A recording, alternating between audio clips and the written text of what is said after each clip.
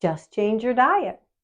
Sounds simple, but we know it is not simple because no one is asking us to give up eating rutabagas.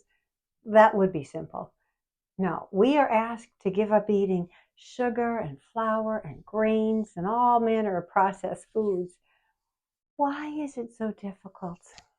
I'll tell you why. We are addicted to them. You ever battle an addiction? Like giving up smoking, or have you given up the drink? That is what we are talking about here. And kicking an addiction, not for sissies. No wimpy, I want to look cuter in a bikini motivation need apply. If you want real change, if you want real freedom, freedom from constant cravings, extra weight, extra aches and pains, brain fog, you need bone deep motivation. How deep is your why? I really need to know.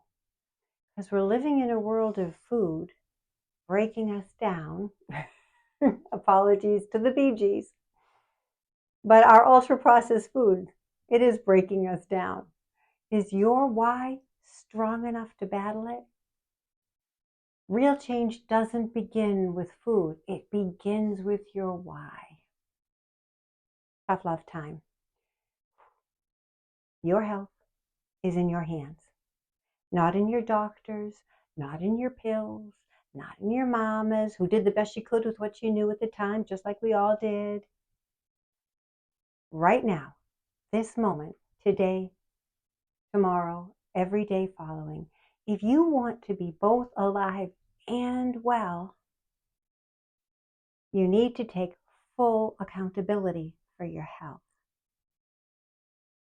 If your why, your motivation for improving your health isn't powerful enough, you won't succeed.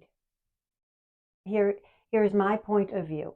If you want to look and feel better for yourself, good luck. You will cheat on you every time. But if your goal is to stay well for the people you love, no Twinkie will stop you. I retired early because my mind just couldn't keep up anymore. I could not contribute to professional conversations. I could not be trusted to arrive at meetings and duties. I couldn't execute strategies I once taught or manage my own kitchen, my appointments, my life. So I retired, and that solved one problem. It also gave me the time to face the bigger issue.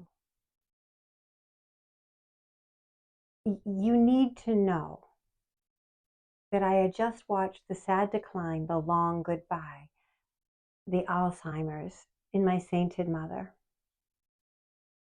We did not understand at first. Hindsight is 20/20 and all that. Little mishaps were merely entertaining stories. We never once dreamt she was actually struggling, and she never once admitted it. But after a time, we could not help but see. She could not cook anymore.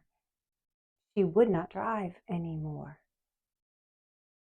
She was confused. She was scared. She was still mom, but she was fading away.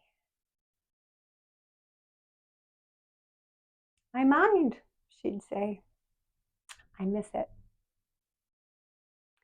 She and Dad moved in with my sister Annie, who took her to all the doctors, including a neurologist, and they tried every medication. Nothing brought her back, not even close. They leaned heavily on the only pills that made a difference, the ones that calmed her anxiety. You know the story. We were lucky in many respects. She retained her sunny disposition. Oh, everyone loved her. And she could still recognize us in that we were family. But often she did not know her daughters from her long dead sisters, her granddaughters from her nieces. So is this my why? My fear of this fate? In part. but it is the timing that is so critical. Let's turn back the clocks a bit. When I was a new mom, my mom was here to help, and I mean help, capital letters. In addition to being new and scared, I had some little complications after giving birth to my first couple of kids that left me weak. Mom moved in with us and cared for both me and the baby until I was on my feet. Fast forward, same story with baby number 2. And then looking back at the good old days when my little girls were growing up, Sunday dinners at Grandma and Grandpa's house, a weekly treat. Now, sleepovers with Grandma and Grandpa were infrequent, but oh, so special, and so many stories. My mom, excuse me, my mom was here for me and here for my girls in their childhood. And if I am catching the dementia now, I will not be here for my daughters. I will not be here for my grandchildren. And that's why my clock is ticking. See, when I figured out something was seriously wrong, my girls were not yet married. By the time any babies arrived, I would not trust myself with them. Imagine not being well enough to hold or babysit my own grandchildren. To know my daughters would not have my help the way my mother helped me. Worse, having to care for me may well be an additional burden on them. So that fear, the grief for what I'd already lost, and the love for what I still might have, that became stronger than any carb craving.